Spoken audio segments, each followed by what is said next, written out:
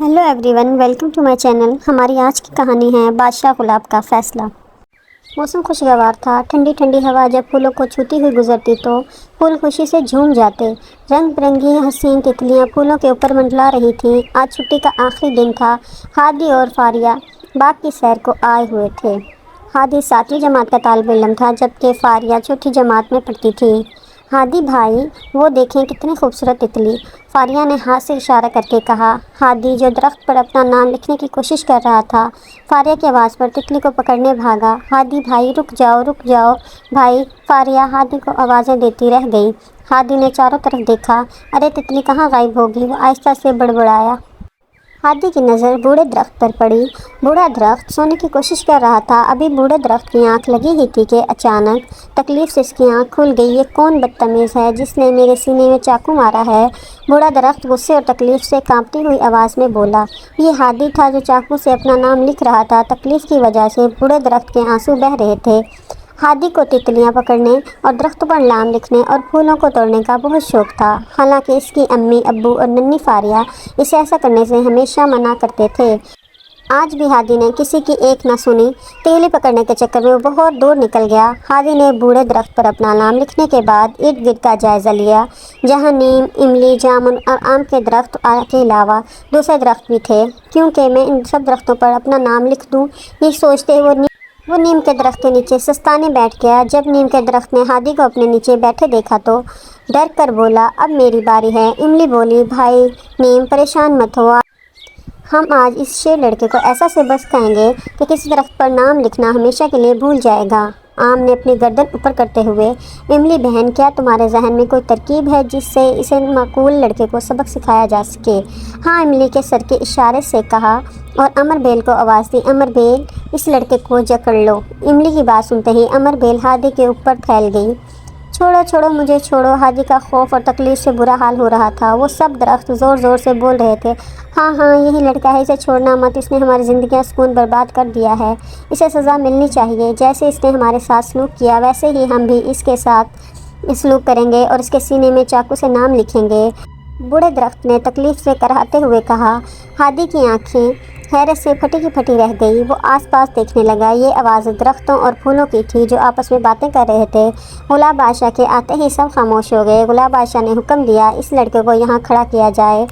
फिर गुलाब बादशाह ने कहा, हाँ बूढ़े चचा, पहले आप बताएं कि इस लड़के ने आप साथ क्या किया? जनाब, मैं बूढ़ा दरख्त हूँ, मुझ में इतनी जान नहीं है कि मैं कोई तकलीफ़ बर्दाश्त कर सकूँ।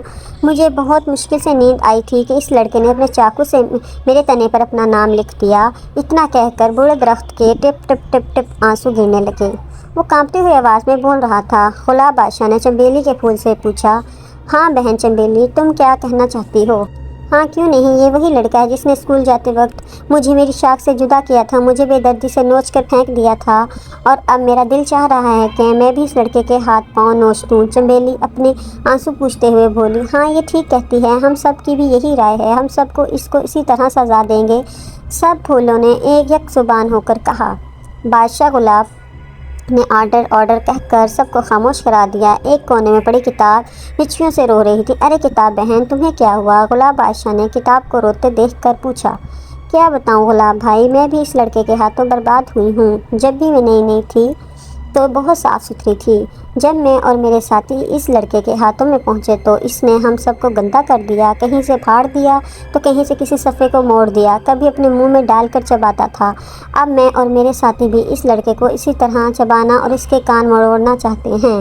ये सुनते ही एक बार फिर सब दरख्त फूलों ने, घर की छोटी बड़ी चीज़ों, घास, किताब, कॉपियों वगैरह ने शोर मचा दिया। हाँ हाँ, हमें भी यही फ़ैसला मंजूर है।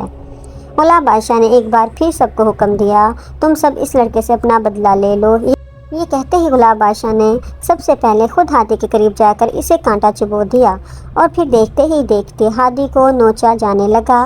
बबुल का पेड़ अपने नुकीले कांटे से हादी के सीने पर अपना नाम लिख रहा था। कोई इसके कान मरोड़ रहा था। हादी तकलीफ से तड़प रहा था। मुझे छोड़ दो, खुदा के लिए मुझे छोड़ दो, यकीनन मुझे जुल्म करने की सज़ा मिल रही है। हादी रो रो कर अपनी ज़ाती की माफ़ी मांग रहा था। आज के बाद मैं कभी किसी दरख्त पर अपना नाम नहीं लिखूंगा और ना किसी फूल को तोड़ूंगा, ना किताब कापी के सफ़ों को मरोड़ूंगा। वो अपने जिस्म पर जगह जगह नील और नाम देखकर चीख रहा था, हादी हादी बेटा आंखें खोलो अम्मी। इसकी अम्मी ने उठाते हुए कहा। हादी अपनी अम्मी की गोद में छुपते हुए बोला, अम्मी मुझे इन दरख्तों और फूलों से बचा लीजिए। मैं आइंदा किसी दरख्त पर अपना नाम नहीं लिखूंगा और ना किसी फूल को बेदर्दी से नोचूंगा। अम्मी मुझे पता चल गया है कि ये भी हमारी तरह जानदार होते हैं, इनकी भी आंखें और ज़ुबान होती है। हादी के आंसू पूछते हुए अम्मी अपने धीमे लहजे में समझा रही थी, देखो बेटा, दरख्त हो या फूल, पौधे या फिर कोई भी जानवर, हमें सबका ख्याल रखना चाहिए। ये भी हमारी तरह जानदार होते हैं, बस अल्लाह ताला ने इन्हें बोलने की सलाहियत नहीं दी। हमें चाहिए कि इनका हर तरह से ख्याल रखें और इनकी कोई भी तकलीफ़ हो तो उसको हम देखें, इनका हर तरह से ख्याल रखें और इनको कोई तकलीफ़ ना दें। अम्मी आप सच कहती हैं, हादी ने कहा। अम्मी अब मैं अपने तमाम दोस्तों को भी बताऊंगा, किसी दरख्त पर अपना नाम लिखना, फूलों को तोड़ना, किताबों और कापियों को गंदा करना और जानवरों को सताना बुरी बात है।